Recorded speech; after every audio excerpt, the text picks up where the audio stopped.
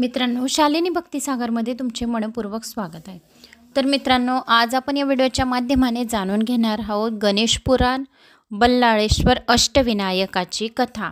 घर बसल्या आज संकष्टी चतुर्थी असल्यामुळे घर बसल्या अष्टविनायकाची कथा ऐकण्याचं पुण्यफळाची प्राप्ती होईल आणि ते पण बल्लाळेश्वर अष्टविनायकमधले एक अष्टविनायक तुमचं घर बसून होईल। तर जास्तीत जास्त जणांनी शेअर, लाईक, कमेंट्स माझा आत्मविश्वास वाढवण्याचं नक्की करावं। तर बल्लाळाची कथा आणि बल्लाळेश्वर अष्टविनायक कसे महत्त्व आहे आणि कुठल्या मंत्राचा जप करावा आणि काय महत्त्व आहे बल्लाळेश्वर गणपतीचे, तर असे या बल्लाळेश्वर गणपतीची कथा सर्वांनी नक्की ऐका। संकष्टी चतुर्थीच्या तुम्हाला खूप खूप शुभेच्छा।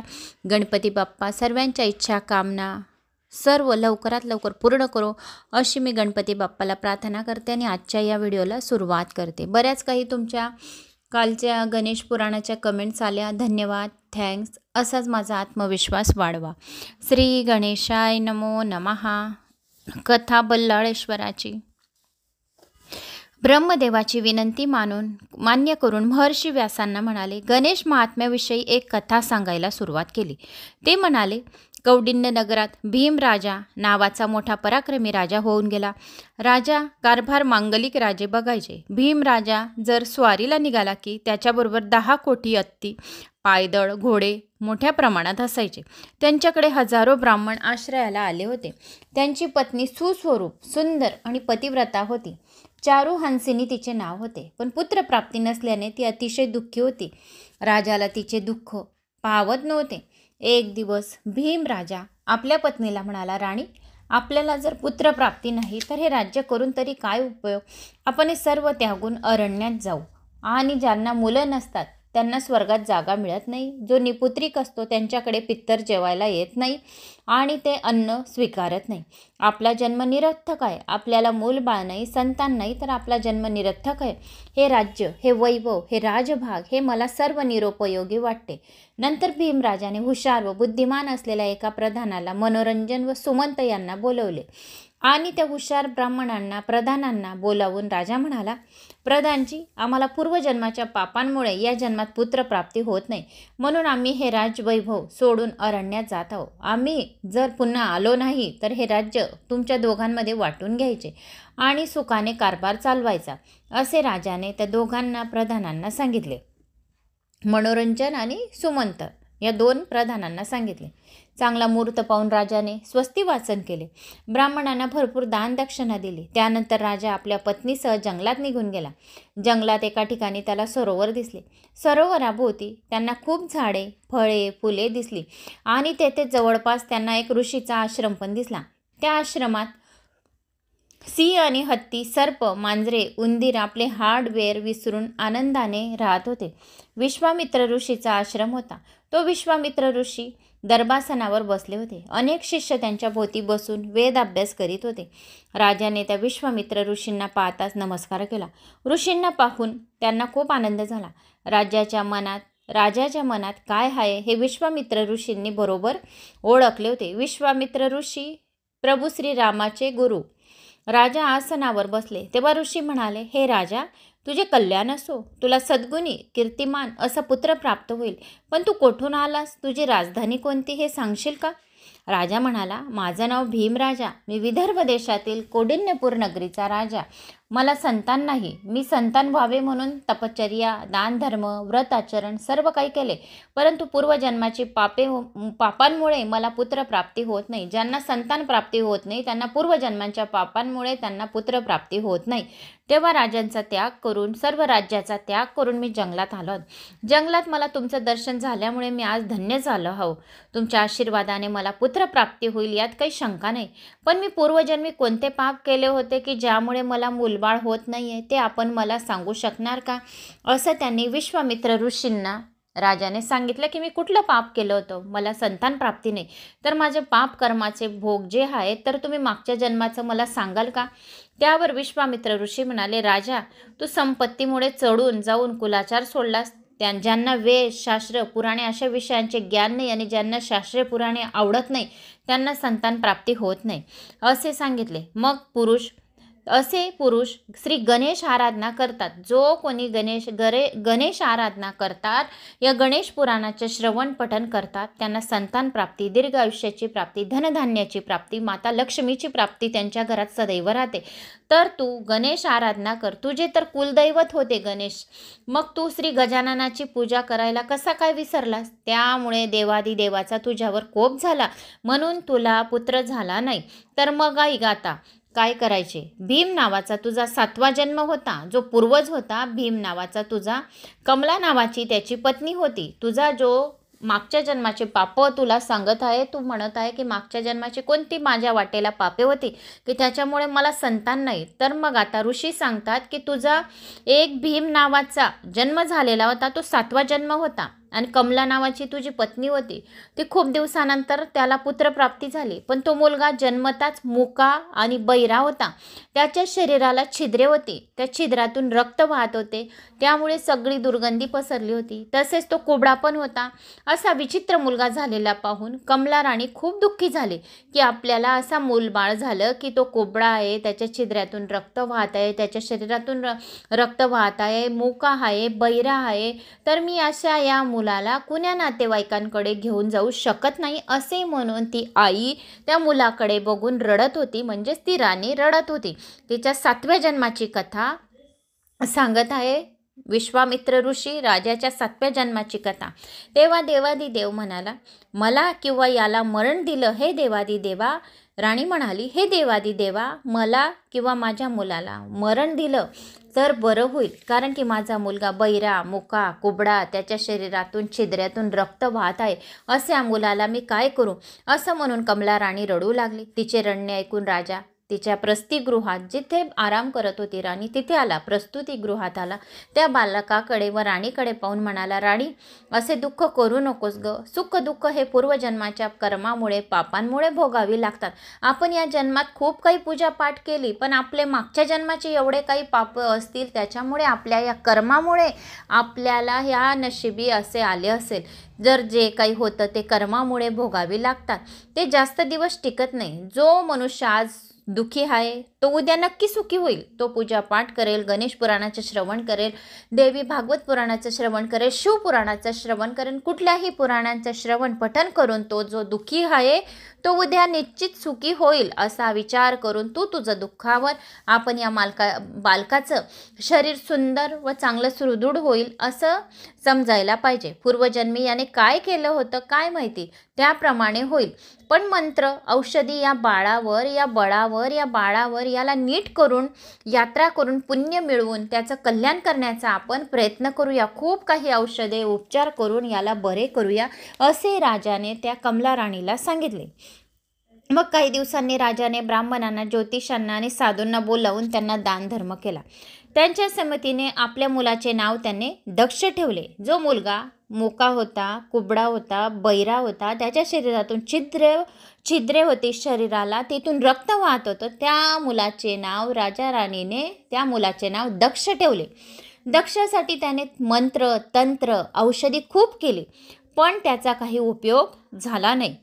राजाने स्वतः 12 वर्ष तपश्चर्या केली आपल्या मुलासाठी, पण तेही निष्फळ झालं, सार्थकी पडले नाही. तेव्हा राजा खूप नाराज झाला, खूप दुःखी झाला की या गोष्टीचा त्याला राग पण आला की आपण 12 वर्ष तपश्चर्या करून सुद्धा दक्षाचे काही हे सर्व आजार बरे झाले नाही. रागाच्या भरात राजा कमला राणीला वाटेल तसा बोलला, तिची अवहेलना केली. राजाने त्याच्या बायकोला वाटेल तसा बोलला, अवहेलना केली. तुझे आणि तुझ्या मुलाचे मला तोंड पण दाखवू नको, असे राजाने त्या राणीला सांगितले. असे म्हणून तिला व पुत्राला नगराच्या बाहेर हाकलून दिले. मुलाला घेऊन राणी अशीच गावोगाव भटकत राहिली. चोरांनी तिच्या अंगावरील राणीचे सर्व दागदागिने पळवून नेले. भिक्षा मागून ती पोट भरत होती. ती चालत चालत एका नगरीत पोचली. तेथील एका मंदिरात तिने मुक्काम केला. मुलाला मंदिरात ठेवून भिक्षा मागायला ती बाहेर गेली. तेव्हा त्या ठिकाणी एक भगवत भक्त तेथे आला. जो भगवत गीता ऐकायचा भगवत भक्त होता, पुराण करायचा ऋषीमुनी, तेथे भगवत भक्त तेथे आला. त्या ब्राह्मणाच्या शरीराच्या वाऱ्याच्या स्पर्शाने तो मुलगा बरा झाला. तो व्याधीमुक्त होऊन सर्वांग सुंदर झाला. जो दक्ष कुबडा होता, बहिरा होता, मुका होता, त्याच्या शरीराला असंख्य छिद्रे होती. त्या छिद्रांमधून कधी रक्त तर कधी पू वाहत होते. तर राजाने त्या राणीला घराबाहेर हाकलून दिले. हाकलल्यानंतर राणी त्या मुलाला घेऊन जंगलात गेली. जंगलाजवळ एक मंदिर आले. त्या मंदिरात तिने त्या मुलाला ठेवून दिले आणि तेथे एक भगवत भक्त ब्राह्मण आला आणि त्या ब्राह्मणाच्या शरीराच्या वाऱ्याच्या स्पर्शाने तो मुलगा अगदी बरा झाला. राणी परत आल्यावर आपल्या सुंदर व व्याधीमुक्त झालेल्या मुलाला पाहून खूप आनंदित झाली. तंत्र मंत्र औषधी 12 वर्ष राजाने तपश्चर्या केली. सर्व काही करूनही गुण आला नाही. पण एक भगवत भक्त जो भागवत गीता वाचायचा, तो भगवत भक्त ब्राह्मणाच्या अंगाच्या वाऱ्याच्या स्पर्शाने माझा मुलगा बरा झाला याचे तिला आश्चर्य वाटले आणि आनंदाश्रू तिच्या डोळ्यातून ढसाढसा वाहत होते. नंतर रोजच ती भिक्षा मागायला नगरात जाऊ लागली. तेव्हा लोक त्याचं स्वागत करून त्यांना रोज भोजन देत होते आणि अनेक जण त्यांना जुनी नवी वस्त्रे सुद्धा त्या राणीला घालायला देत होते. असे बरेच दिवस निघून गेले. त्या दक्ष राजपुत्राने श्री गजाननाची आराधना करायला सुरुवात झाली. तो मुलगा थोडा मोठा झाला. त्याने गजाननाची आराधना करायला सुरुवात केली. ओम गम गणपते नमः असा हा 8 अक्षराचा जप जो कोणी पायाच्या अंगठ्यावर उभा राहून करेल, लक्ष कोटी हजारो लक्ष या सकाळ संध्याकाळ आपल्या घरात ओम गम गणपते नमः असा 8 अक्षराचा जप जो कोणी करेल त्याच्या सर्व इच्छा कामना पूर्ण होतील. त्याला जे हवे असेल त्याचे ते इच्छा पूर्ण होईल. ज्या मुला मुलींचे लग्न जुळत नाही, जो आजारी असेल, ज्याला धनाची कमी असेल, ज्याला पुत्राची कमी असेल, जे पाहिजे असेल ते त्यांना ओम गम गणपते नमः असा 8 अक्षराचा मंत्र तो जप करावा. म्हणजे आपल्या मनातल्या सर्व इच्छा कामना पूर्ण होतील. तर दक्षाने ओम गम गणपते नमः या मंत्राचा असा 8 अक्षराचा जप त्याने एका पायाच्या अंगठ्यावर उभा राहून सुरू केला होता. राजपुत्राची ती आराधना बघून श्री गजानन प्रसन्न झाला. कारण की एका पायाच्या अंगठ्यावर उभे राहणे शक्य नाही. मी स्वतः असं करून बघितलं होतं. एका पायाच्या फक्त अंगठ्यावर उभं राहणं मला स्वतःला शक्य झालं नाही. बसून मग मी ओम गम गणपते नमः ओम गम गणपते नमः ओम गम गणपते नमः असं मी रुद्राक्षाच्या माळेवर जप केला. कमेंट्स येतात की ताई गणपतीचा मंत्र कुठल्या माळेवर जप करावा? तर गणपतीचा मंत्र रुद्राक्षाच्या माळेवर जप करावा. तुळशीच्या माळेवर करायचा नाही. गणपतीने तुळशी वर्जित केलेली आहे. गणपतीला तुळशी चालत नाही. गणपतीला नैवेद्यात बी तुळशी ठेवावी नाही. गणपतीला नैवेद्य देत आहे तर दुर्वा त्यात ठेवावी. म्हणजे गणपती बाप्पा खूप प्रसन्न होतात. कुठल्याही गणपतीच्या पूजेमध्ये जर तुम्ही दुर्वा 1 दल 3 दल 5 दल 7 दलवाली जर दुर्वा 1 पण ठेवून दिली त्याच्याने सुद्धा खूप खूप खूप खूप इच्छा पूर्ण होतात. एवढं स्वतः या गणेश पुराणामध्ये गणपती बाप्पाने सांगितलेलं आहे. तर दक्षाने काय केलं? एका पायाच्या अंगठ्यावर उभा राहून असे 8 अक्षराचा जप त्याने सुरू केला. तो अंगठ्यावर सुरू केला तर गजानन त्याच्यावर प्रसन्न झाला. त्याच्यासमोर साक्षात प्रकट झाला. 4 हात, हत्तीसारखे तोंड, मस्तकावर तेजस्वी रत्नजडित मुकुट, पितांबर नेसलेला असे त्याला क्षणभर श्री गजाननाचे स्वरूप दिसले.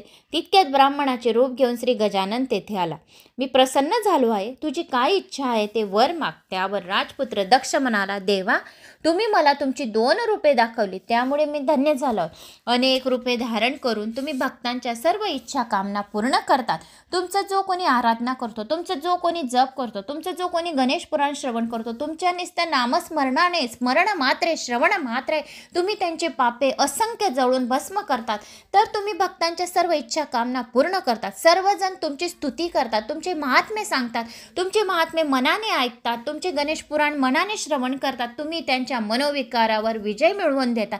जो कोणी तुम्हाला त्यांच्या हृदयामध्ये स्थापित करून घेतं गजाननाची मूर्ती, त्याच्या तुम्ही व्याधी आदी नष्ट करून रोग दूर करून त्यांना लक्ष्मीची प्राप्ती करून देतात, धनधान्याचे भांडार भरून देतात असे दक्षाने त्या गजाननाला ब्राह्मण रूपी गजाननाला सांगितले. यावर श्री गजानन म्हणाला, दक्षा मी तुला वर देणार नाही. दक्षा मी तुला वर देणार नाही कारण तो अधिकार माझ्या भक्ताचा म्हणजेच मृदुंगलाचा आहे. मी तुझ्यावर प्रसन्न आहे. तूने 8 अक्षराचा जप केला. एका पायाच्या एका अंगठ्यावर उभा राहून अष्टलक्ष असा तू जप केला. मी तुझ्यावर प्रसन्न झालोय. मी तुला दर्शन दिले. पण मी तुला आशीर्वाद देणार नाही, कारण की तो अधिकार कोणाचा आहे? एका भगवत भक्त ब्राह्मणाच्या वाऱ्याच्या स्पर्शाने तू बरा झाला आहेस, तर हा अधिकार तुला तो ब्राह्मण भक्त तोच तुला आशीर्वाद देईल. त्याच्या अंगावरून येणाऱ्या वाऱ्याच्या स्पर्शाने तू बरा झालास, तोच तुला वर देईल. तेव्हा असे सांगून गणपती गजानन गुप्त झाले. दक्षाला फार वाईट वाटले, खूप रडू आले, खूप रडू कोसळले की मी एवढा मंत्र जप केला, एका पायाच्या एका अंगठ्यावर उभा राहून ओम गम गणपते नमः या मंत्राचा जप केला. मी गजाननाला प्रसन्न करून घेतलं, पण गजाननाने मला आशीर्वाद दिला नाही. तर याच्यावर दक्ष खूप नाराज झाला, खूप दुःखी झाला, कारण की तो दक्ष खूप लहान होता, 12 महिन्याचा होता, 1 वर्षाचा होता. त्यावेळेस राजाने त्याला घरातून बाहेर हाकलून दिले कमला राणीला. कमला राणी अरण्यात गेली. अरण्यात तिला जंगलामध्ये एक मंदिर दिसले. त्या मंदिरात तिने ते 1 वर्षाच्या बाळाला मंदिरातच ठेवले आणि भिक्षा मागायला गेली. भिक्षा मागताना ज्यावेळेस ती घरी आली तर तिचा बाळ अगदी चांगला सुंदर दिसत होता. तर तो का दिसत होता? एक भक्त मृदुंगलाच्या वाऱ्याच्या स्पर्शाने तो बरा झाला. मग त्याला काय माहिती की आपण कोणत्या ब्राह्मणाच्या वाऱ्याच्या स्पर्शाने बरा झाला असं दक्षाला माहिती नाही. आता दक्ष 10 वर्षाचा झालेला आहे. दक्ष 1 वर्षाचा होता तेव्हा त्याला जो रोग झाला होता तो मुका होता, बहिरा होता, कुबडा होता. त्याच्या शरीराला असंख्य छिद्रे होती आणि त्या छिद्र्यामधून ते कधी पूत कधी रक्त निघत होते आणि त्याला काही माहिती नाही, जाणीव नाही की आपण लहान होतो तर आपल्याला काय झाले होते, काय नाही. आपण बी लहान असतो तर आपल्याला काही जाणीव नसते. आपण जसे जसे जसे जसे 10 वर्षानंतर मोठे होत जातो त्यावेळेस त्या गोष्टी आपल्याला आठवत राहतात.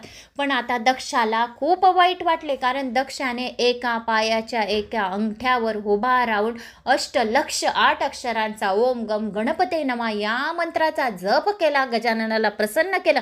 गजानन साक्षात ब्राह्मणाच्या रूपामध्ये त्यांना दर्शन दिले, पण गजाननाने आशीर्वाद दिला नाही आणि गजाननाने दक्षाला सांगितले की तो आशीर्वाद तुला ब्राह्मण देईल. मृदुंगल ऋषी जे आहे, मृदुंगल ब्राह्मण आहे, ते तुला आता आशीर्वाद देतील असे बोलून गजानन गुप्त झाला. मग यावर दक्ष रडू लागला, खूप रडू कोसळले. जमिनीवर लोटांगण घालून घालून दक्ष रडायला लागला. मग विश्वामित्र भीम राजाला म्हणाले, लोटांगण घालताना दक्षाला त्याच्या वस्त्राची अलंकाराची शुद्धीसुद्धा राहिली नव्हती दक्षाला. तो फक्त गणेशाला शोधत नगराबाहेर पडला, लोटांगण घालत घालत की गजानन कसा आहे, गजानन कोण आहे, कोणी माझा जो रोग आहे तो बरा केला, कुठे भेटेल मला गजानन, कुठे दिसेल, तो कसा असेल, असं लोटांगण घालत घालत घालत घालत रडत रडत तो बाहेर गेला, नगराच्या बाहेर पडला. त्याच्या मागे त्याची माता कमला राणी ती सुद्धा मागे मागे गेली. दक्षाला वाटेल जो कोणी भेटेल तो मनुष्य, पक्षी, प्राणी, झाडे जो दिसेल त्याला तो विचारत होता, माझा गजानन कुठे गेला हो, असं दक्ष प्रत्येकाला विचारत होतं. पक्षींना, मनुष्यांना, प्राण्यांना, झाडांना, सर्वांना जो मनुष्य दिसेल त्याला विचारत होता, माझा गजानन कुठे गेला हो, माझा गजानन कुठे गेला हो. तो विचारात विचारात पडून मृदुंगल ऋषीच्या आश्रमात जाऊन लोटांगण घालून पोचला. ज्या मृदुंगल ऋषीच्या आश्रमात, ज्या मृदुंगल ऋषीने त्याच्या वाऱ्याच्या स्पर्शाने त्याचा व्याधी बरा झाला होता, रोग बरा झाला होता, लोटांगण घालता घालता रडत रडत रडत तो मृदुंगलाच्या ऋषीच्या आश्रमात जाऊन पोचला. आश्रमाच्या सभोवतालचे पवित्र वातावरणाने दक्षाला आनंद झाला. आतमध्ये एका आसनावर मृदुंगल ऋषी बसलेले होते. त्याच्यासमोर श्री गजाननाची एक देखणी छोटीशी मूर्ती ठेवलेली होती. त्याच्यासमोर मृदुंगलाच्या ज्या ब्राह्मण होता, मृदुंगल ऋषी होता, जो भगवत भक्त होता, त्याच्या आश्रमात पोचला लोटांगण घालून घालून दक्ष. तर तेथे लोटांगण घालून घालून जेव्हा पोचला त्याला आनंद झाला, एक पॉझिटिव्ह ऊर्जा त्याला एकदम निर्माण झाली. तो उठून उभा राहिला की हे आश्रम कोणाचा आहे. तर तिथे बघतो तर गजाननाची एक छोटीशी मूर्ती त्याला दिसली. ती गजाननाची मूर्ती, तर त्या मृदुंगलाच्या आश्रमाजवळ गजाननाला एक छोटीशी देखणी मूर्ती ठेवलेली दिसली. श्री गजाननाची पूजा करण्यात ऋषी मग्न होते. तितक्यात त्यांचे लक्ष दक्षाकडे गेले. ते गजाननाची पूजा करण्यात ऋषी अगदी मग्न झाले होते, पण एकदम त्यांचं लक्ष दक्षाकडे गेले. दक्षाने त्यांना साष्टांग दंडवत घातला व आपली सर्व हकीकत त्यांना सांगितली. मग तो म्हणाला, महाराज ऋषीवर, तुमच्या शरीरावरून आलेल्या वायूमुळे मला हे सुंदर शरीर प्राप्त झाले आहे. श्री गजानन म्हणजे तुम्हीच आहात का? आता माझी खात्री पटली आहे. तेव्हापासून तुमच्या दर्शनासाठी मी व्याकुळ झालो होतो. तुमच्या दर्शनाने मी पावन झालो आहे. आपणच श्री गजानन आहात असे मला आता पटले आहे खरे. दक्षाचे बोलणे ऐकून मृदुंगल ऋषी समाधानी झाले. ते दक्षाला म्हणाले, खरंच कुमारा, तू धन्य आहेस. मी इतकी हजारो वर्ष तपश्चर्या करीत आहेत, पण मला गजाननाचे प्रत्यक्ष दर्शन झाले नाही. तू माझ्यापेक्षाही खूप मोठा भक्त आहेस रे दक्षा. जो सृष्टी निर्माण करणारा तो परमेश्वर प्रत्यक्ष तुला दिसला म्हणजे तू किती धन्य आहेस. तुझ्या दर्शनाने तर मी धन्य झालो आहो. मृदुंगल ऋषी म्हणाला की मी इतके वर्षापासून गजाननाची तपश्चर्या करत आहोत, पण मला अजून गजानन दिसला नाही की गजानन कसा आहे, काय आहे. पण मीच तुझ्या दर्शनाने मी धन्य झालो, कारण की तुला साक्षात गजाननाने दर्शन दिले आहे. तर तू मला माझ्याजवळ आहे, मला आलिंगन दे. तुझ्या स्पर्श मात्राने माझे पापे दूर होतील आणि माझ्या सर्व इच्छा कामना पूर्ण होतील. तर तू मला आलिंगन दे. जो कोणी गणेश पुराणाच्या या बल्लाळेश्वराच्या कथासुद्धा ऐकल, तुमचा स्पर्श मात्राने आलिंगन, स्पर्श मात्र तुम्हाला धक्का पण लागला तरी सुद्धा त्याच्या आधी व्याधी सर्व रोग दूर होऊन त्याच्या सर्व इच्छा कामना, पापे नष्ट होऊन सर्व इच्छा कामना पूर्ण होतील, असे इथे मृदुंगल ऋषीने दक्षाला सांगितले. मग मृदुंगल ऋषीने दक्षाला एकाक्षर मंत्राचा उपदेश केला. ते म्हणाले, राजकुमारा, तू या मंत्राचा रोज जप कर. तुझ्या सर्व इच्छा श्री गणेश पूर्ण करतील. पण हा मंत्र तू विसरू नकोस, नाहीतर सर्वनाश होईल. जोपर्यंत तू श्री गणेशाची पूजा करशील तोपर्यंत देव दानव कोणीही तुझे वाईट करू शकणार नाही. आणि ज्या घरामध्ये श्री गजाननाची पूजा होत राहील तिथे कोणीही कितीही नजर, वाईट दोष, साडेसाती, कटकटी यापासून दूर राहतील. तर असे येथे गणेश पुराणामध्ये गणेशाची सेवा, पूजा, आराधना जो करेल, गणेश पुराण जो कोणी खूप भाग्यवान आहे, ज्याच्या पदरी खूप काही जन्माचं पुण्य आहे, त्यालाच हे गणेश पुराण श्रवण करायला मिळेल. 18 पुराणांमध्ये सर्वात श्रेष्ठ हे गणेश पुराण आहे. जे खूप भाग्यवान लोक आहेत त्यांनाच हे गणेश पुराण श्रवण करायला मिळेल. ज्यांच्या घरात हा व्हिडिओ श्रवण होत असेल, तुमचे दर्शन मात्र समोरचा पण उद्धारून जाईल. कथा बल्लाळेश्वर विनायकाची. मग सोमकांताने भृगु ऋषींना विचारले, ऋषीवर, आता हा दक्ष राजकुमार तर जन्मता आंधळा, मुका, बैरा, कोबडा होता. त्याचे पूर्ण शरीर छिद्रमय होते. अशी दुर्गंधीयुक्त शरीर केवळ मृदुंगल ऋषीच्या शरीरावरील वायूच्या स्पर्शाने त्याच्या व्याधी बरा होऊन तो अगदी टवटवीत फुलासारखा देखणा कसा झाला? इतक्या लवकर त्याला सिद्धी कशी प्राप्त काय झाली? मग मृदुंगल ऋषी तर हजारो वर्ष तप करत होते, पण मग त्याला गजाननाने प्रत्यक्ष दर्शन का दिले नाही, असे सोमकांताने भृगु ऋषींना विचारले. की मग मृदुंगल ऋषीला का गजाननाने दर्शन दिले नाही, दक्षालाच कसे काय दर्शन दिले? मग दक्षाला कसे काय दर्शन दिले? दक्षाने पूर्वजन्मी कोणतं पुण्य केलं होतं, तर त्या पुण्याईमुळे दक्षाला गजाननाचे दर्शन झाले. जर पुण्य केले होते तर मग या जन्मी त्याला असं विकृत शरीर, बैरा, मुका, आंधळा आणि कुबडा आणि शरीर छिद्रमय असं का मग त्याला या जन्माला आलं?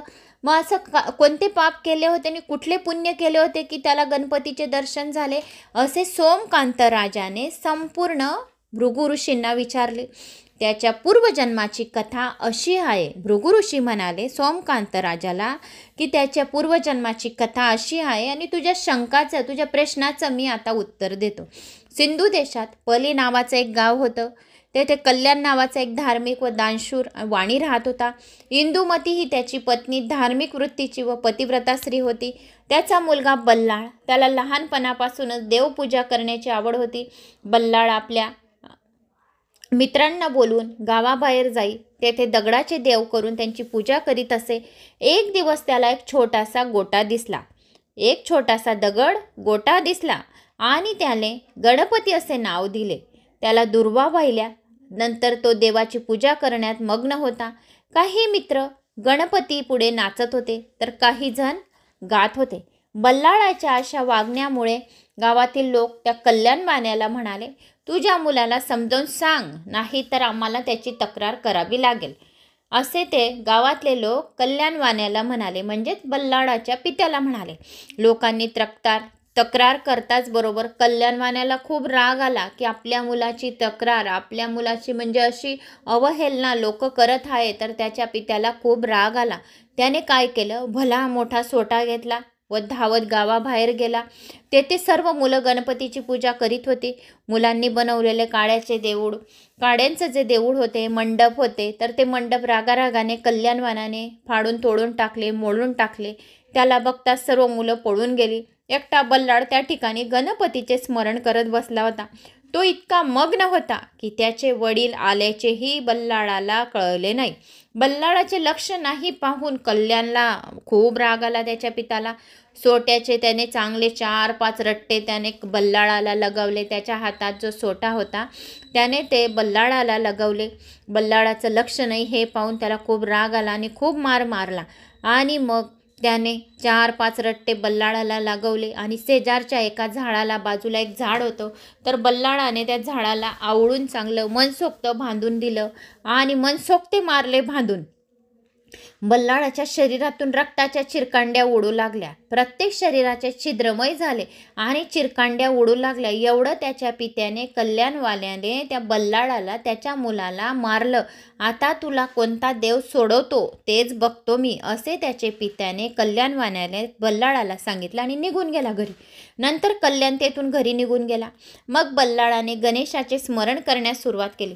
बल्लाळ म्हणाला, देवा, जे तुझी भक्ती करतात, आराधना करतात, तू त्यांची संकटे दूर करतोस आणि मी तुझी पूजा, ध्यान करतो, म्हणून मला शिक्षा व्हावी. हा कुठला न्याय?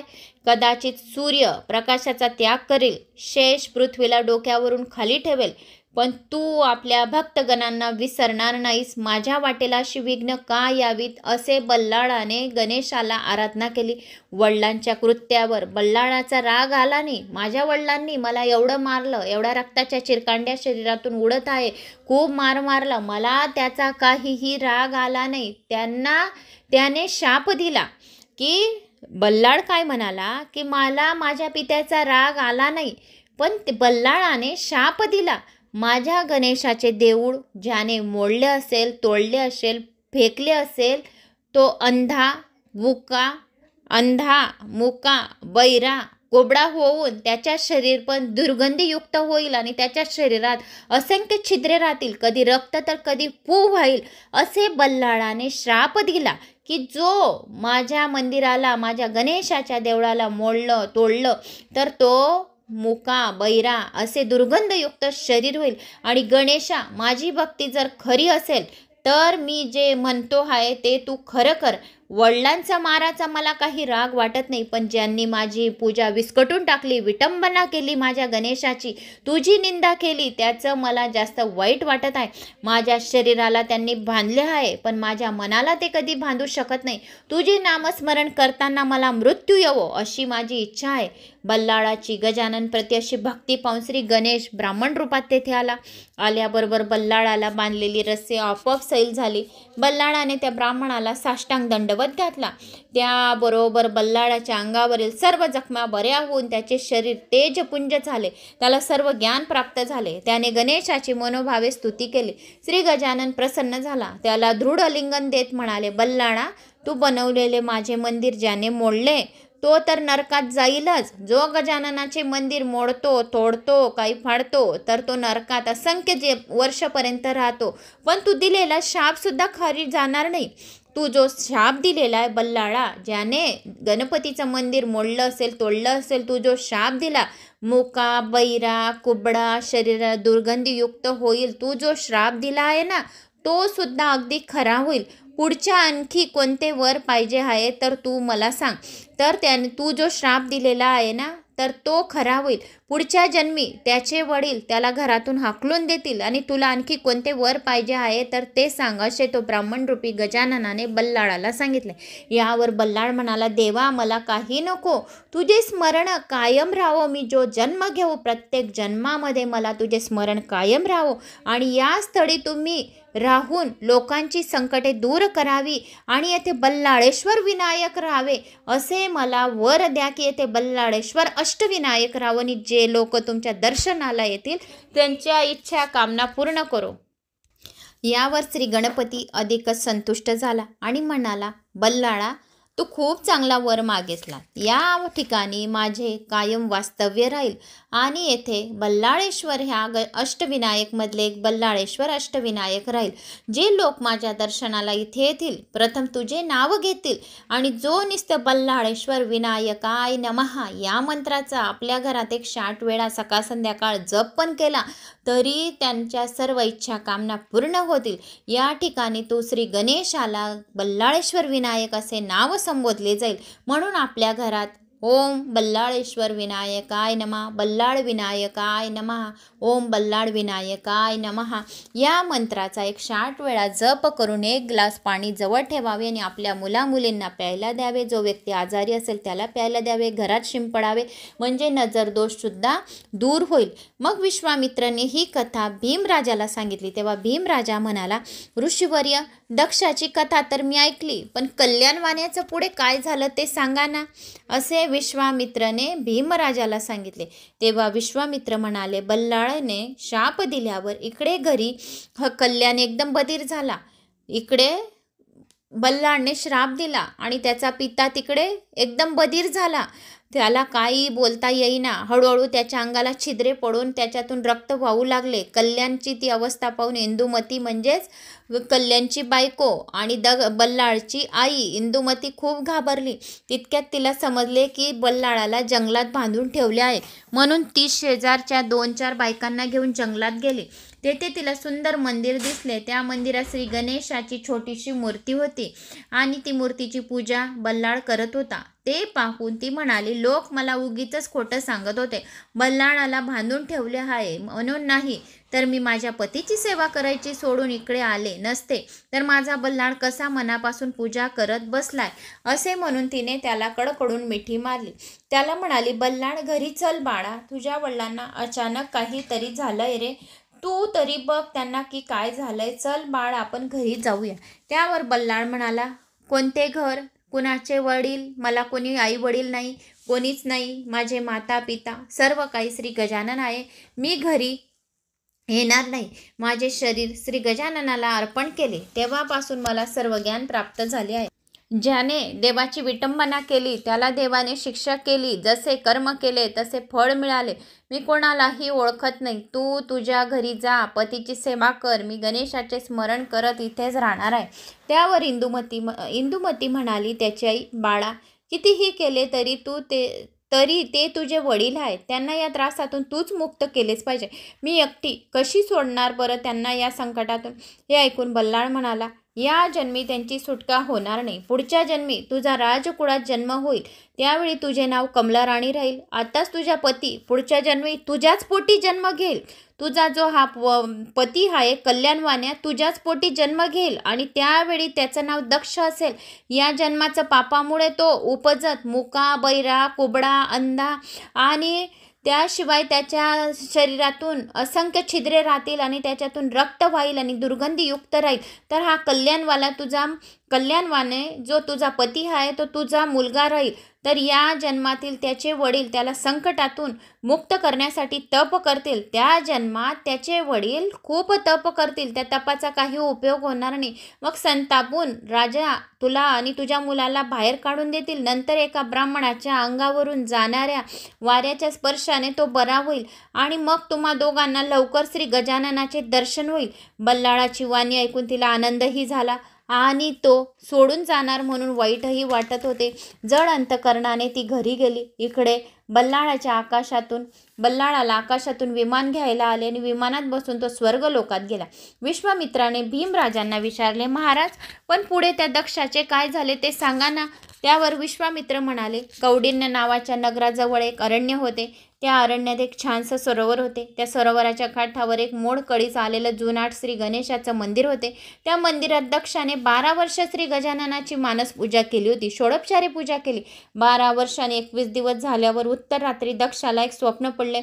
स्वप्नात एक मोठा हत्ती दिसला. त्या हत्तीने सोंडेने दक्षाच्या गळ्यात रत्नांची माळ घातली आणि सोंडेने उचलून आपल्या पाठीवर घेतले. मग तो हत्ती चालत चालत तेथे गुढ्या पताका लावलेल्या होत्या त्या नगरात घेऊन गेला. दक्ष जेव्हा जागा झाला तेव्हा त्याने हे स्वप्न आपल्या मातेला सांगितले. त्यावर माता म्हणाली, बाळ दक्षा स्वप्नात जो हत्ती तू पाहिलास ना, तो साधासुद्धा हत्ती नव्हता, तो प्रत्यक्ष श्री गजानन होता आणि त्याने तुला पाठीवर घेतले म्हणजे तुला लवकर राज्य मिळणार आहे, तू राजा होणार आहे. हे ऐकून दक्षाला खूप आनंद झाला. तो म्हणाला, माते, जेव्हा मला राज्य मिळेल ना, त्यावेळी मी तुला पालखीतून बसून नेईल. तुला अलंकार, वस्त्रे, रत्नजडित आभूषणे घालील. त्यावर माता म्हणाली, दक्षा बाळ, ज्यावेळी तू गादीवर बसशील त्यावेळी मला सर्वात जास्त आनंद होईल, पण धर्माने वागून राज्यकारभार केलास तर मला विशेष जास्त आनंद होईल. देव तुझे कल्याण हो, असे त्यांच्या मातेने दक्षाला आशीर्वाद दिले. मग कौंडिन्य नगराचा राजा अचानक मरण पावला. सर्व वातावरण शोकाकुल होते. त्या राजाची पत्नी सुलभा ही महापतिव्रता होती. तिला तर अनावर शोक झाला होता. राजाचे 2 प्रधान होते, सुमती आणि मनोरंजन. या दोघांना काय करावे काहीच कळेना. हे बघून राजपुरोहित म्हणाला, हे बघा, तुम्ही सगळे शांत व्हा. राजाने मेल्यावर त्याच्या नातेवाईकांनी शोक करू नये, असे शास्त्रात सांगितले आहे. रडल्यामुळे त्याच्या डोळ्यात पाणी मृताच्या डोळ्यात पडते. त्याचा आत्मा पुढे सरकत नाही. त्यात अडथळा येतो. मृताला जास्त वेळ ठेवता येत नाही. लगेच अग्निसंस्कार करायचे असतात. या जगात जन्माला येणारा प्रत्येक जीवाला मरण तर आहेच. तेव्हा तुम्ही शोक करत बसू नका. सूर्य आणि चंद्र वंशातील राजे अनेक जन्मले आहेत, पण मरण पावले आहे. ह्याची काही गंती आहे का? सर्वांना आपले जीव प्रिय आहेत. रडत बसण्यात काहीच अर्थ नाही. असे किती वेळ रडत बसणार आणि पुढील काम कसे करायचे? मग काही कामं करायची आहेत की नाही? राजाला मूलबाळ नसल्यामुळे त्याच्या उत्तर कार्यासाठी धर्मपुत्र शोधायला पाहिजे. तो शोधा. पुरोहिताचे बोलणे ऐकून सर्वांनी शोक आवरता घेतला. सुमंत प्रधानाने पुढे होऊन राजाचे उत्तर कार्य केले. राजाला तिलांजली देऊन सर्व माघारी आले. राजवाड्यात आल्यावर त्यांनी राणीचे सुलभाचे सात्वन केले व सारे जण आपल्या घरी निघून गेले. राजानंतर गादीवर कोणाला बसवायचे हा मोठा प्रश्न त्यांना पडला. त्याचवेळी परमज्ञानी श्री गणेश भक्त मृदुंगल ऋषी त्या ठिकाणी आले. त्यांनी प्रधानांना उपदेश केला. म्हणाले, गादीवर कोणीतरी पाहिजे. यासाठी राजाचा जो मोठा हत्ती आहे त्याच्या सोंडेत एक रत्नमाला द्या आणि त्याला रस्त्यावर सोडा आणि तो ज्याच्या गळ्यात ती रत्नमाला रत्नमाला घालेल त्याला गादीवर बसवा. मृदुंगल ऋषीचा हा उपदेश सर्वांना आवडला. कारण की त्या राजाचा जो राजा होता त्या राज्याचा तो अचानक मरण पावला. मग आता गादीवर कोण बसेल? तर गादीवर कसे कोणाला बसवायचे? तो म्हणेल त्याला बसवा, ते म्हणे त्याला बसवा. मग मृदुंगल ऋषी होते, त्यांनी एक आयडिया दिली की बाई, तुम्ही सर्वांना सांगा की सर्वजण बाहेर आपल्या राज्यात उभे राहा आणि जो मोठा हत्ती आहे त्याच्या सोंडेमध्ये एक रत्नमाला द्या आणि ती रत्नमाला तो ज्याच्या गळ्यात घालेल त्याच्या स्वइच्छेने त्याला गादीवर बसवा, म्हणजे तो त्या राज्याचा राजा होईल, असे मृदुंगल ऋषीने सांगितले. मृदुंगल ऋषी तुम्हाला आता चांगलं लक्षात आलं असेल. मृदुंगल ऋषी दक्षाला त्याचा व्याधी बरा झाला त्याच्या वाऱ्याच्या स्पर्शाने. तर मृदुंगल ऋषी मग शुभ दिवस पाहून नगरातील सर्व लोकांची उपस्थिती राणीने त्या महान नावाच्या हत्तीच्या सोंडेत एक रत्नमाला दिली आणि म्हणाली, जो कोणी या राज्याच्या गादीवर बसण्यायोग्य असेल त्याच्या गळ्यात ही माळ घाल. अशी राणीने त्या हत्तीला आज्ञा दिली. प्रार्थना केली. तो हत्ती खूप इकडे तिकडे फिरला. प्रत्येकाला वाटत होते, प्रत्येकजण खूप सभा भरलेली होती. प्रत्येकाला वाटत होते की हत्ती माझ्या गळ्यात घालेल, तो म्हणे माझ्या गळ्यात घालेल, तो म्हणे आपल्याच मुलाच्या गळ्यात माळ घालावी, असे प्रार्थना बी करत होते आणि प्रयत्न बी करत होते. पण प्रत्येक पुरुषाला असं वाटत होतं की हत्ती आपल्या गळ्यात माळ घालायला पाहिजे. पण छे, हत्तीने तेथील कोणाच्या गळ्यात माळ नाही घातली. हे बघून सर्व राज्यसभाला खूप आश्चर्य वाटले की हत्तीने कोणाच्याच गळ्यात माळा घातली नाही. हे खूप आश्चर्याची गोष्ट आहे की एवढ्या राज्यसभेमध्ये किती सभा भरलेली आहे आणि हत्तीच्या सोंडेमध्ये रत्नमाला दिलेली आहे आणि हत्ती कोणाला शोधायला गेलेला आहे? हत्तीने एकाच्या बी गळ्यात माळा घातली नाही. हत्ती नगराच्या बाहेर आला. सर्व शहरात हत्ती फिरला. नगराच्या बाहेर येऊन तो हत्ती पूर्ण शहरामध्ये फिरला, पण त्याने कोणाच्याच गळ्यात माळ घातली नाही. तो नगराच्या बाहेर गेला. लोकही त्याच्या मागे हत्तीच्या मागे पळू लागले की हत्ती कोणाच्या गळ्यात माळ घालेल. उत्सुकता लोकांना उत्सुकता की हत्ती कोणाच्या गळ्यात माळ घालेल अशी त्याच्या हत्तीच्या मागे पळू लागले. मग सरळ नगराबाहेर जेथे गजाननाचे मंदिर होते तेथे गेला. दक्ष गजाननाची पूजा करत होता. त्याच्या गळ्यात माळ घातली. हत्तीने, जो दक्ष होता त्याला आधी व्याधी झालेल्या होत्या, मुका होता, बहिरा होता, कुबडा होता, शरीराला असंख्य छिद्रे होती. त्याच्या छिद्र्यामधून रक्त वाहत होते, पण त्याच्या मृदुंगलाच्या वाऱ्याच्या स्पर्शाने तो दक्ष बरा झाला.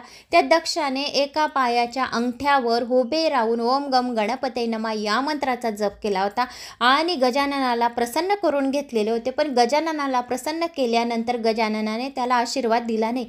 गजाननाने म्हटले की तुझा ज्याने बरे केले, तुझ्या या आधी व्याधी नष्ट केल्या, तुझा जो रोग आहे तो बरा केला, तो तुला आशीर्वाद दिले. एक मृदुंगल ऋषी भक्तगण जो भगवत भक्त होता, मृदुंगल ऋषी ब्राह्मण रूपी होता, तर त्याच्या वाऱ्याच्या स्पर्शाने तू बरा झाला होता, तर तो ब्राह्मणच तुला आशीर्वाद देईल असे गजाननाने सांगितले होते. तर आता तर मृदुंगल ऋषीनेच सांगितले, हत्तीच्या सोंडेमध्ये माळ दिली आणि सांगितले की तू कोणाच्या गळ्यात माळ घालशील तर त्याच्या गळ्यात माळ घाल तुझ्या स्वइच्छेने. तर आता हत्तीने पुऱ्या राज्यसभेतल्या कोणालाच माळ घातली नाही. पूर्ण शहरात फिरला, पुऱ्या नगरमध्ये फिरला, पण कोणाच्या गळ्यात माळ घातली नाही. तर हत्ती नगराच्या बाहेर आला आणि तेथे एक गजाननाचे मंदिर होते आणि त्या मंदिरामध्ये दक्ष गजाननाची पूजा करत होता आणि त्या दक्षाच्या गळ्यात हत्तीने सोंडेने रत्नमाला त्या दक्षाच्या गळ्यात घातली. दक्षाच्या गळ्यात हत्तीने माळ घातली, पण प्रजेला हे मान्य आहे की नाही आहे हे प्रधानांनी पडताळून पाहिले. नंतर दक्षाला राजवाड्यात धूमधडाक्यात घेऊन आला. दक्षाचा राज्याभिषेक केला. राजा झाला दक्ष. जो दक्ष होता, जो मुलगा होता, तो आता राजा झाला. दक्षाने आपल्या मातेला मृदुंगल ऋषींना वाड्यात बोलवले आणि त्यांचा नमस्कार केला, त्यांचा आदर सत्कार केला आणि मृदुंगल ऋषींना गावेच्या गावे रत्नदान दिली. त्या ब्राह्मणाला, त्या राणीने त्या मृदुंगल ऋषीला, ब्राह्मणाला गावेच्या गावे दाने देऊन भोजने दिली. काही दिवसांनी ही बातमी दक्षाच्या पित्याला म्हणजेच कर्नाटकातील वल्लभ राजाला समजली. ही बातमी दक्षाच्या पित्याला म्हणजेच कोणता की त्या दक्षाला, कमला राणीला आणि त्याच्या मुलाला, 1 वर्षाच्या मुलाला त्या राजाने 12 वर्ष तपश्चर्या केली होती. 12 वर्ष तपश्चर्या करून पण त्याच्या मुलाचा रोग बरा झाला नव्हता. याचा राग येऊन त्याच्या पित्याने त्या दक्षाला बाहेर काढून दिले, कमला राणीला बाहेर काढून दिले. राणी अरण्यात गेली. तिथे एक मंदिर होते, त्या मंदिरात त्या लहान बाळाला तिने ठेवले. भिक्षा मागायला गेली. तितक्यात मृदुंगल ऋषी आले. मृदुंगल ऋषीने त्या मुलाच्या वाऱ्याच्या स्पर्शाने तो बरा झाला आणि मग दक्ष एकदम स्वरूप सुंदर चांगला झाला. तर आता हे काही कर्नाटकातील राजाला, वल्लभ राजाला माहिती नाही की हा माझा मुलगा दक्ष आहे, कारण की त्याने त्याच्या राणीला आणि त्याच्या मुलाला अगदी लहान असताना घराच्या बाहेर काढून दिले. पण कर्नाटकातील वल्लभ राजाला ही बातमी कळाली की या शहरामध्ये, या नगरामध्ये की एका मुलाच्या गळ्यामध्ये हत्तीने त्याच्या गळ्यामध्ये माळा घातली. अशी वार्ता जी फैलते ती वार्ता त्या कर्नाटकातील वल्लभ राजाला समजली. तर तो पण आनंदाने त्या मुलाला बघायला आला की हा हत्तीने कोणत्या मुलाच्या गळ्यात माळा घातली. त्या कर्नाटकातील राजाला ही बातमी कळताच त्याला बी आनंद झाला. चला आपण बी बघून येऊया की कोणाच्या तो मुलगा आहे तरी कोण, की साक्षात हत्तीने त्याच्या गळ्यात रत्नमाळा घातली. तर तो त्या मुलाला भेटायला आला. नंतर वीरसेन नावाच्या राजाला स्वप्नात गजाननाचा दृष्टांत दिसला. स्वप्नात असे सांगितले की तू तुझी मुलगी दक्षाला दे. त्याप्रमाणे वीरसेनाने आपली मुलगी दक्षाला दिली. नंतर थोड्या दिवसांनी दक्षाला मुलगा झाला. त्याचे नाव बहुतभानू असे ठेवले. नंतर हलाधराचा पुत्र सुतील, त्याचा पुत्र पद्याकराचा पुत्र रिपुमर्दनाचा मुलगा चित्रसेनाचा राजाचा मुलगा भीमराजा. तर या कथा अशा वाढत गेल्या. मग भृगु ऋषी पुढे सांगत होते की विश्वामित्रने भीमराजाला एकाक्षरी मंत्र दिला होता आणि म्हणाले की भीमराजा, आता तू एक काम कर, ज्या ठिकाणी दक्षाने मंदिर जुने स्थापलेले होते तेथे जाऊन तू अनुष्ठान कर. आणि विश्वामित्राच्या आज्ञेने भीमराजा आपल्या राणीसह नगरात गेला. राजाला दिव्य देह प्राप्त झाल्याने सर्वांना आनंद झाला. भीमराजाला आणि राणीला पालखीत बसून मिरवून राजवाड्यात नेले आणि नंतर शुभ मुहूर्त पाहून राजाने गजाननाच्या मंदिरात पूजा करायला सुरुवात केली. गजाननाच्या स्मरणात राजा इतका गढून गेला होता की त्याला दुसरे काहीच सुचत नव्हते. जिकडे तिकडे राजाला गजानन दिसू लागला. त्यामुळे जे त्याला दिसेल त्याला तो नमस्कार करू लागला. त्यामुळे गजानन प्रसन्न झाला व भीमराजाला दर्शन दिले आणि म्हणाला, हे भीमा, तू आनंदाने राज्य करणार आहेस, कारण लवकरच तुला पुत्रप्राप्ती होणार आहे असे सांगितले. आणि मग अशा प्रकारे राजा फळाची आशा न करता सुखाने राज्य करू लागला. निरपेक्ष मनाने तो गजाननाचे स्मरण करत राहिला. काही दिवसांनी त्याला अतिशय मनमोहक असा मुलगा झाला. पुत्रप्राप्तीमुळे राजाने खूप दानधर्म केलं. मोठ्या जोरात धूमधडाक्यात जन्म उत्सव साजरा केला आणि रुखमांद असे नाव ठेवले. राजाने त्या मुलाचे रुगमागद असे नाव ठेवले. हळूहळू रुगमागद मोठा होऊ लागला. मोठा झाल्यावर गुरुकडे विद्या अभ्यासासाठी जाऊ लागला. रुगमागद खूप तल्लख असल्याने त्याला सर्व विद्या अल्पावशात प्राप्त झाल्या. तो मोठ्या झाल्यावर त्याचा युवराज म्हणून अभिषेक करण्यात आला. भीमराजाने त्याला श्री गजाननाच्या एकाक्षर मंत्राचा उपदेश केला. रुक्मागद श्री गणेशाचे स्मरण करू लागला. तो तेथेच राहिला. एक दिवस रुक्मागद शिकारीस गेला आणि प्राण्यांची त्याने शिकार केली. शिकार करून तो थकला. विश्रांतीसाठी तो जागा शोधू लागला. त्याला तेथे एक आश्रम दिसले. हळूहळू रुक्मागद आश्रमाजवळ आला. तो आश्रम वाचन्य कवी नावाच्या ऋषींचा होता. त्याची पत्नी मुकुंदा ऋषीपत्नी ही खूप सौंदर्यवती होती. ज्यावेळी रुक्मागद आश्रमात पोचला त्यावेळी ऋषी स्नानासाठी गेले होते. रुक्मागदाने ऋषींना पाहिल्यावर नमस्कार केला. माझी पत्नी मुकुंदा तुझे अतिथी करेल. मी स्नान करून येईपर्यंत तुम्ही विश्रांती घ्या असे सांगून ऋषी स्नानास निघून गेले. मुकुंदाकडे रुक्मागदाने पाणी मागितले. ते पाणी घेऊन आली. सुंदर राजपुत्राला पाहिल्यावर ऋषीची पत्नी मुकुंदा त्याच्यावर अगदी मोहित झाली आणि म्हणाली, तुम्हाला पाहिल्यापासून माझं मन तुमच्यावर आसक्त झालंय. तुम्ही माझी इच्छा पूर्ण करा आणि मला सुख द्या असे सांगितले. हे ऐकून रुक्मागदाला खूप वाईट वाटले. तो म्हणाला की मी तुमच्या आश्रमामध्ये पाणी प्यायला आलो आणि असे वाईट कृत्य तुम्ही काही माझ्याबरोबर बोलणार आहे हे मला असं वाटलं नव्हतं. तो रागाने म्हणाला, हा ऋषी आश्रम आहे म्हणून मी ते पाणी प्यायला आलो. असं तुम्ही काही वाईट कृत्य करणार या असं बोलणार असं कधी मला वाटलं नव्हतं. आपण कितीही सुंदर असलात तरी माझे मन तुमच्यावर जाणार नाही. मला खूप तहान लागलेली होती म्हणून मी तुमच्याजवळ पाणी प्यायला आलो. पण मुकुंदा म्हणाली की तुम्ही माझी इच्छा पूर्ण करा आणि मला सुख समाधान द्या. असे म्हणून तुम्ही जाऊ नका आणि पाणीसुद्धा आता तुम्ही असे म्हणत आहे पण तुमच्या हाताचं मला पाणीसुद्धा नको असे रुक्मागदाने त्या मुकुंदाला म्हटले. मग ती म्हणाली, तुम्ही माझी इच्छा लवकरात लवकर पूर्ण करा. मी तुमच्यावर आसक्त झालेली आहे. मी तुमच्याशिवाय माझे मन तुमच्यावर कधीच राहणार नाही असे त्याने सांगितले. मग असे म्हणून तो जाऊ लागला. रुक्मागदा आहे तर त्याने पाणी पण पिले नाही आणि तो जाऊ लागला. मध्येच ऋषीपत्नी अडवून त्याला म्हणाली, जो स्वतःहून परस्त्रीवर हात टाकतो ना तो नरकात जातो. मग तो पापी. पण एखाद्या स्वतःहून अनुरक्त जर होत राहिला तर तो पाप होत नाही. जर स्त्री एखाद्या पुरुषवर जर टाकत असेल हात तर ते काही पाप लागणार नाही. त्यासाठी मला सोडून तू जाऊ नकोस. मला डालवून तू गेलास तर तुला मी भस्म करेन असे मुकुंदाने त्या रुक्मागदाला सांगितले. असे म्हणून तिने रुक्मागदाला जोरात मिठी मारली. पण त्याला खूप राग आला आणि जोराने तिला ढकलून दिले. ती बेशुद्ध होऊन खाली पडली. ती शुद्धीवर आल्यावर तो तिला म्हणाला, असं करणं बरोबर नाही. अविवेकामुळे आपण नरकाचा रस्ता धरत आहोत. आपण कितीही प्रयत्न केला तरी मी तुम्हाला वश होणार नाही असे रुक्मागदाने त्या ऋषीपत्नीला सांगितले. माझे मन अनाचार करण्यास कधीच तयार होणार नाही.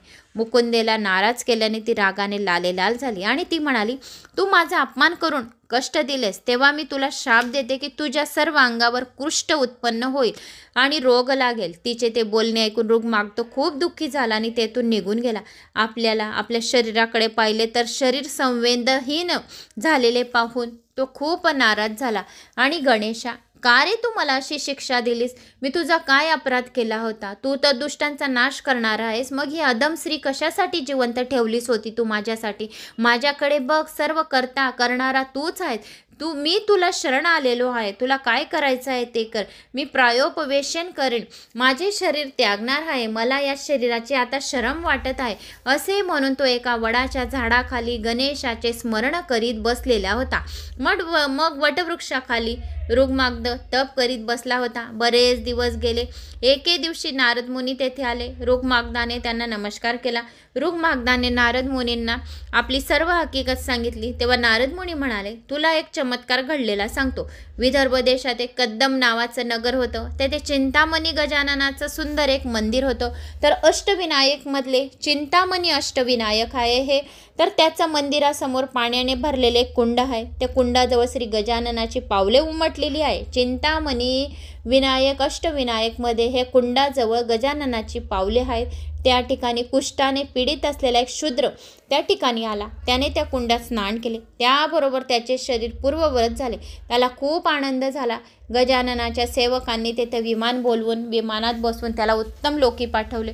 तेव्हा सुद्धा त्या चिंतामणीच्या मंदिरात जा, म्हणून तुझ्या व्याधी मुक्त होतील. जो कोणी चिंतामणी अष्टविनायक जातो, त्या कुंडामध्ये स्नान करतो, त्याच्या आधी व्याधी सर्व मुक्त होऊन चांगले शरीर स्वरूप प्राप्त होते. मग ऋग्मागधाला खूप आनंद झाला. तो म्हणाला, मुनीवर, मला त्या तीर्थाची हकीकत आपण सांगितली तर बरं होईल की हे चिंतामणी अष्टविनायक कसे आहे आणि कुठे आहे हे चिंतामणी कुंड.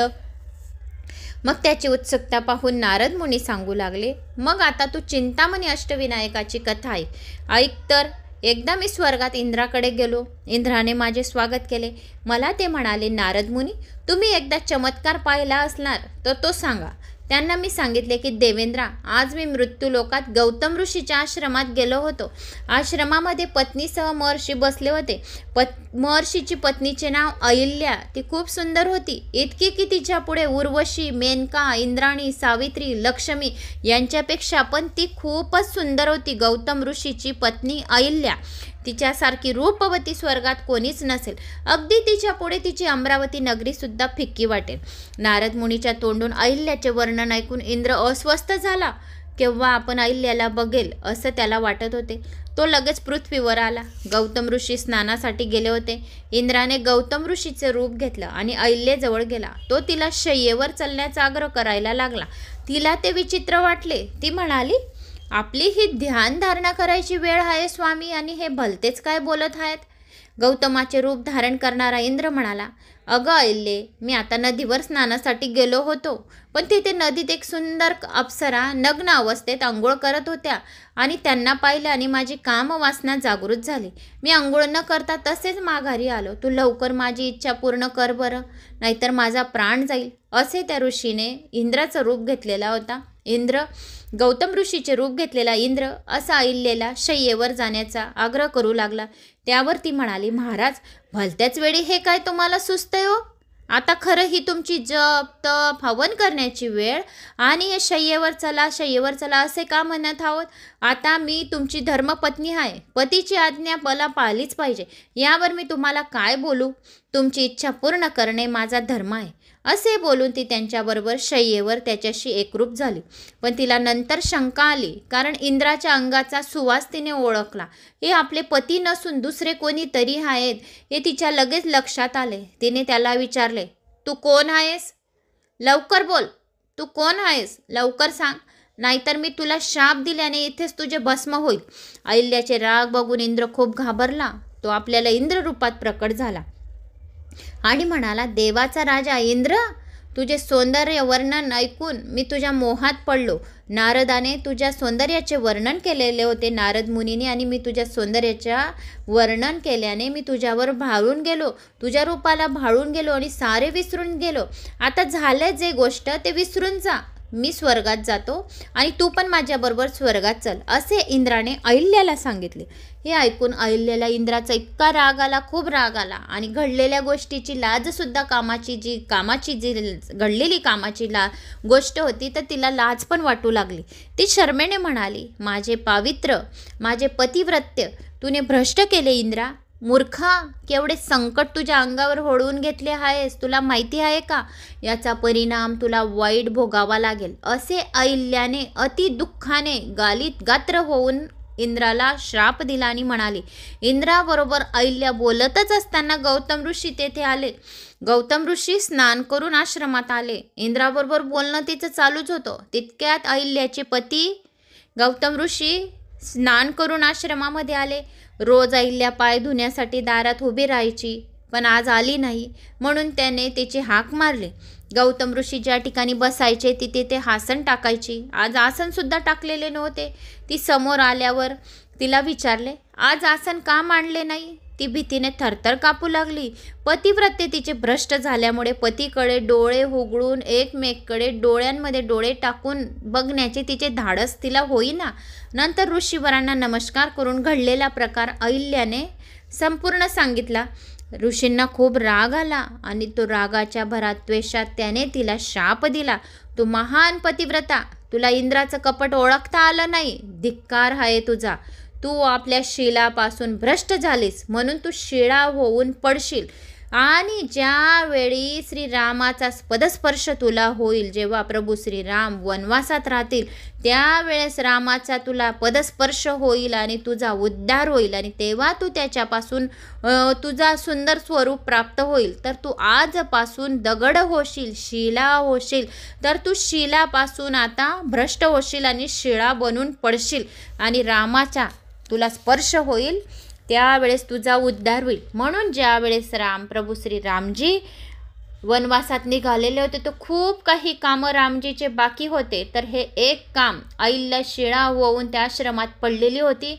तर रामाला आठवण होतं की तर अहिल्या शिळा होऊन पडलेली आहे. तर रामाने त्यांचा पाय त्या शिळाला लावला, त्या दगडाला लावला, काळ्या पाषाणला लावला आणि अहिल्या त्वरित सुंदर रूप धरून स्त्री नारी झाली. रामायण तुम्ही पाहिलं असेल, तुम्हाला आठवली असेल ही गोष्ट.